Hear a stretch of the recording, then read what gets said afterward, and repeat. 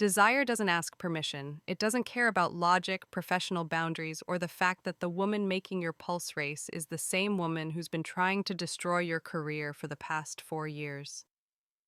Octavia Moreau knew all about desire. She'd built a fashion empire on understanding what people wanted before they knew it themselves. What she didn't understand was why she couldn't stop thinking about Renata Volkova, the ruthless business rival who'd stolen her designs, poached her talent, and made it her personal mission to crush Octavia's brand. Enemies don't become lovers in real life, except sometimes they do.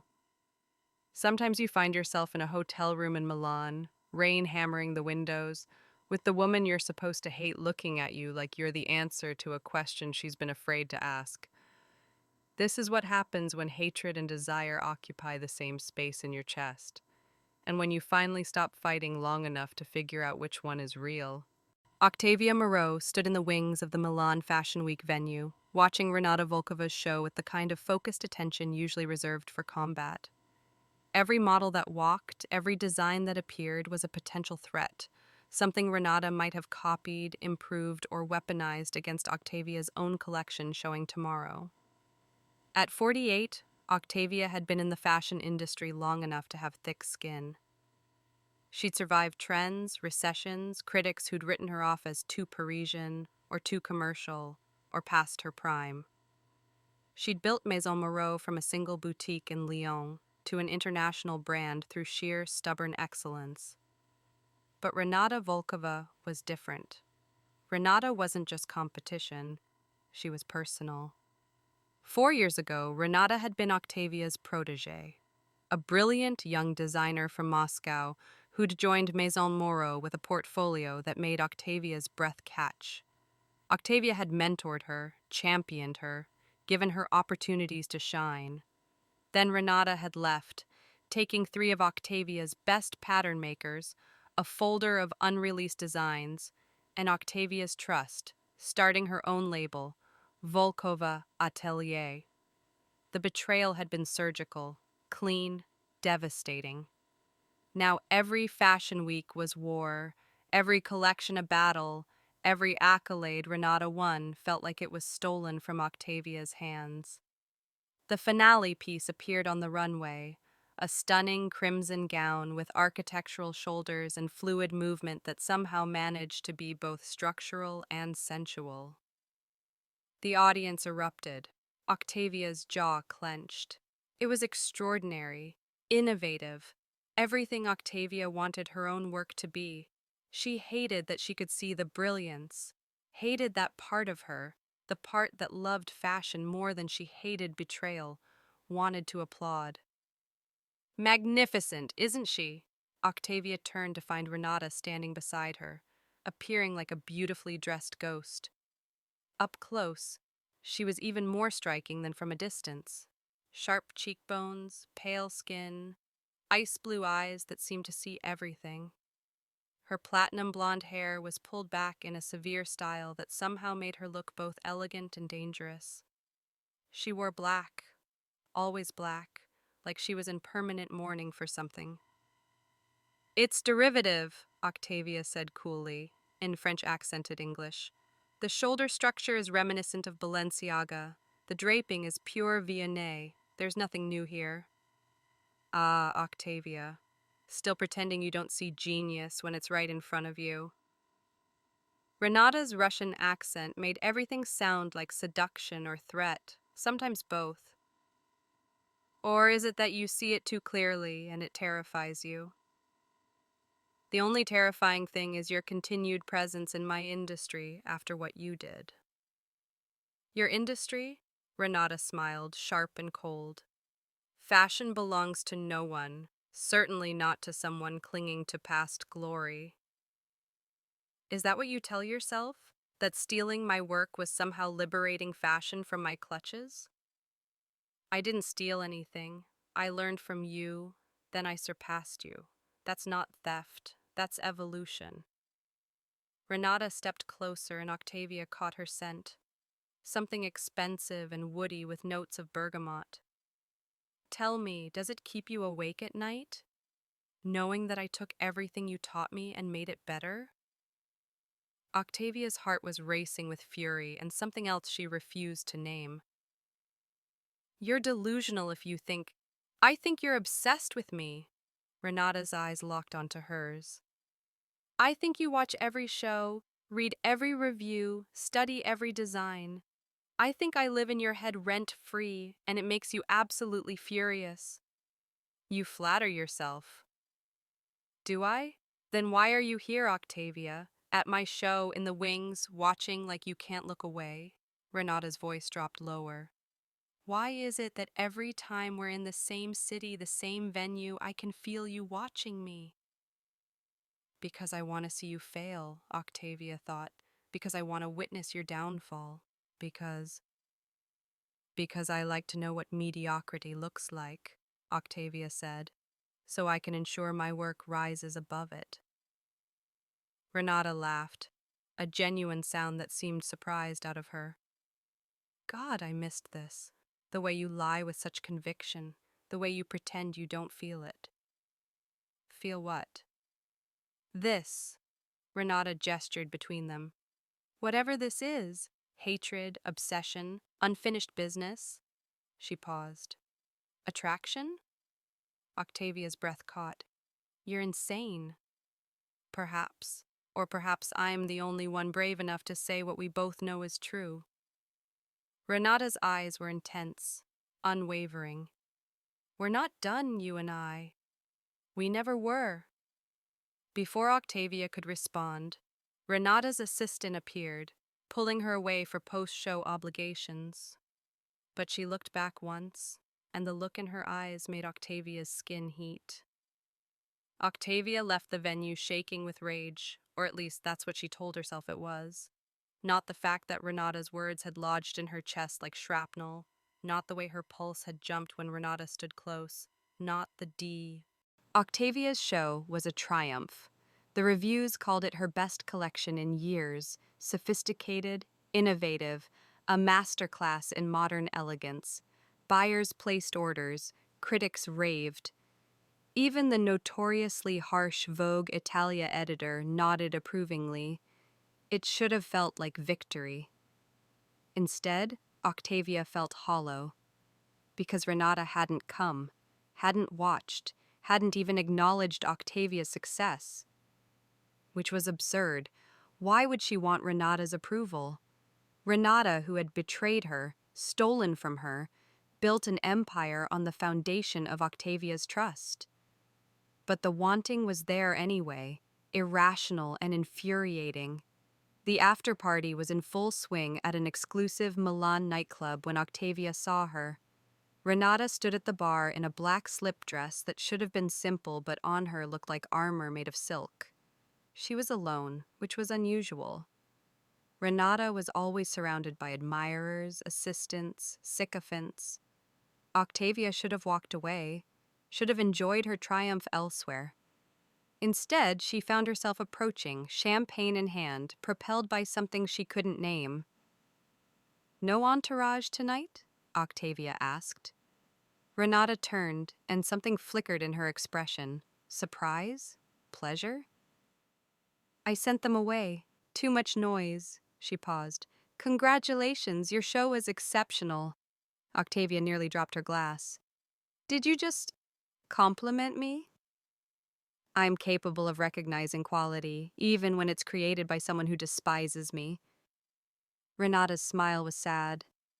The azure coat with the asymmetrical closure, that was genius. Pure innovation. You're being sincere. Why wouldn't I be? I hate you, Octavia, but I've never stopped respecting your work. The words hit harder than they should have. You have a strange way of showing respect, stealing designs, poaching staff. I took what you were wasting. Those designers were languishing under your rigid vision. Those designs were gathering dust because you were too afraid to push boundaries. Renata's eyes flashed. I gave them life. That's not theft. That's rescue. You're rewriting history. I'm telling you a truth you're too proud to hear. Renata stepped closer. You were brilliant once, before you became so obsessed with legacy and reputation that you forgot how to take risks. I didn't leave because I wanted to hurt you. I left because staying was killing my creativity. Then why does it feel personal? Why does every collection you release feel designed to humiliate me? Because you make everything personal. Renata's composure cracked. You turned our professional parting into a blood feud. You blacklisted me from collaborations. You told editors I was a thief. You made it impossible for me to exist in this industry without constantly fighting you. Because you deserved it. Did I? Or did you need an enemy so you didn't have to face the fact that I was right? That you were playing it safe, that losing me forced you to evolve or die? Renata's voice dropped. Look at tonight's collection. It's the best work you've done in years. You know why? Because you've been trying to prove me wrong. I made you better, Octavia, and you hate me for it. Octavia felt tears prick her eyes, from anger or something else she couldn't tell. You don't get to take credit for my success. I don't want credit. I want... Renata stopped, looking away. What? What do you want? I don't know. Renata laughed bitterly. 4 years I've been asking myself that question. What do I want from you? To prove I'm better? To make you regret underestimating me? To make you see me as an equal instead of a protege who got ideas above her station? You were never just a protege. Then what was I? The question hung between them, loaded with years of resentment and something far more complicated. You were... Octavia struggled for words. You were the most talented designer I'd ever mentored. You were brilliant and frustrating, and you challenged me every day. You made me question everything I thought I knew about fashion. You made me... She stopped because the next word was feel. You made me feel. Renata's expression softened. Octavia, I should go. Octavia set down her champagne, suddenly desperate for distance. Congratulations on your show. It was good. She turned to leave, but Renata caught her wrist. The touch sent electricity through Octavia's entire body. Don't run, not this time. I'm not running, I'm being smart. This conversation is going nowhere productive, isn't it? We've been fighting for 4 years without ever actually talking. Maybe that's the problem. Renata's thumb traced a circle on Octavia's wrist. Maybe we need to finish what we started. We finished it, you left. Did we? Because I still dream about your atelier. I still catch myself wondering what you'd think of a design. Renata stopped herself. I still think about you, all the time. And I think you think about me too. What I think about, Octavia said carefully, is how to... The kiss was not gentle. It was 4 years of anger and desire compressed into a single moment. Teeth and tongue and the taste of champagne and fury. Octavia's first instinct was to push away, to slap Renata, to do something that would restore the enemy dynamic she understood. Instead, she kissed back. Her hands found Renata's hair, pulling her closer, and Renata made a sound, half surprise, half satisfaction, that sent heat straight through Octavia's body. They were still in the bar, still visible to anyone who cared to look. But Octavia couldn't bring herself to care about anything except the way Renata's body felt pressed against hers, the way her lips moved with desperate certainty. When they finally broke apart, both breathing hard, Renata's eyes were dark and wild. My hotel, Renata said. It wasn't a question. Octavia should have said no, should have restored sanity, should have walked away while she still could. Yes, she heard herself say. The taxi ride was excruciating. 20 minutes of sitting on opposite sides of the back seat, not touching, both staring out windows like they could escape what was happening through sheer force of will. But every red light felt like torture, every turn bringing them closer to a decision Octavia knew she'd regret. She didn't care. For the first time in 4 years, she didn't care about consequences or reputation or the careful walls she'd built around herself. She just wanted. Renata's suite was obscenely luxurious. Floor-to-ceiling windows overlooking Milan, modern furniture in blacks and grays, everything sleek and expensive and somehow perfectly Renata. The door closed behind them, and suddenly they were alone with nothing but 4 years of unresolved tension and the city lights below. "We shouldn't do this," Octavia said, even as she was already crossing the room toward Renata. "We absolutely shouldn't." Renata was shedding her jacket, her eyes never leaving Octavia's. "We should have another fight. Say terrible things to each other. Go back to our separate hotels and our separate lives." "Yes, we should." Octavia was close enough to touch now, close enough to see the pulse jumping in Renata's throat. "Tell me why we're not." "Because we've been lying to ourselves." Renata's hands found Octavia's waist. "Because hatred was easier than admitting this. Because I didn't leave just because of the work, Octavia. I left because staying near you was killing me." "What are you talking about?" "I was in love with you." The confession came out raw, unpolished. "The whole time I worked for you, I was falling in love, and you were brilliant and untouchable, and you looked at me like I was talented, but never like I was—" She stopped. "It was easier to make you hate me than to keep wanting something I couldn't have." Octavia felt like she'd been struck. "You never said—" "How could I? You were my mentor, my employer. You were Octavia Moreau, fashion legend, and I was just some girl from Moscow with more ambition than sense. Of course I couldn't say anything. So I left. I took your designs and your staff because I needed you to hate me. I needed something clean and simple instead of this complicated, impossible wanting. And the past 4 years, building your career on destroying mine, was the only way I knew how to stop loving you. By making you my enemy, I could channel everything I felt into competition instead of—" Renata's voice broke. "Instead of this thing that never went away no matter how much I wanted it to." Octavia's world was tilting. 4 years of certainty that Renata was a traitor, a thief, an enemy, crumbling in the face of this impossible truth. "I don't know what to do with this," Octavia admitted.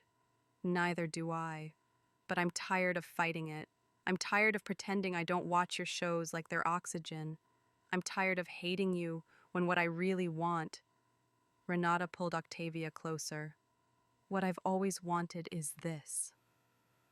She kissed Octavia again, and this time it was different, slower, deeper, like she was trying to memorize the taste. Octavia let herself fall into it, let herself stop thinking about consequences and complications and just feel. They stumbled toward the bedroom, shedding clothes and inhibitions, and when Octavia saw Renata fully for the first time, pale skin against dark sheets, platinum hair spread out like moonlight, eyes intense and vulnerable, she felt something crack open in her chest. "I don't forgive you," Octavia said, even as she was lowering herself onto the bed beside Renata. "I don't forgive you either." Renata pulled her close. "But maybe we can start over anyway." They made love like they'd been waiting years for it, which Octavia realized they had. Renata's hands knew exactly where to touch. Her mouth knew exactly what Octavia needed, like she'd spent years studying Octavia's body the way she studied fabric and form. And Octavia responded like she'd been starving for this specific touch, this specific woman, even when COO. Morning came with regret and coffee and the awkward reality of facing each other in daylight. Octavia woke first, watching Renata sleep, and felt panic rising. What had she done? This woman had betrayed her, stolen from her, made the past 4 years of her professional life a battlefield. One night of incredible sex didn't erase that, except it wasn't just sex, and Octavia knew it. "Stop overthinking," Renata said without opening her eyes. "I can hear your brain spiraling from here.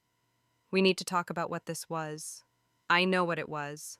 Renata sat up, sheet pooling at her waist, completely unself-conscious in her nudity. The question is whether you're going to admit it too. It was a mistake. We got caught up in. Don't. Renata's voice was sharp. Don't insult both of us by pretending that was just adrenaline or revenge or whatever story you're telling yourself. That was real. You know it was. Even if it was, it changes nothing. You still did what you did. I still can't trust you.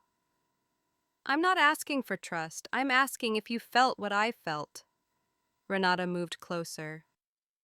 I'm asking if there's a world where we stop being enemies and start being something else. Like what? Lovers? Partners? We work in the same industry, Renata. We compete for the same buyers, the same press, the same everything. Last night was... It was beautiful and terrible, and it can't happen again. Why not? Because I've spent 4 years building walls against you. Because letting you in means admitting I was wrong about everything. Because... Octavia's voice broke. Because I'm 48 years old, and I don't know how to do this. How to want someone I'm supposed to hate. How to reconcile who you were to me with who you are now. Renata's expression softened. Who was I to you? Really? Octavia looked away. You were everything I wanted to be. Fearless and innovative and so goddamn talented it hurt to watch. You were my protege, but you were also... She stopped. What? You were the person I looked forward to seeing every day.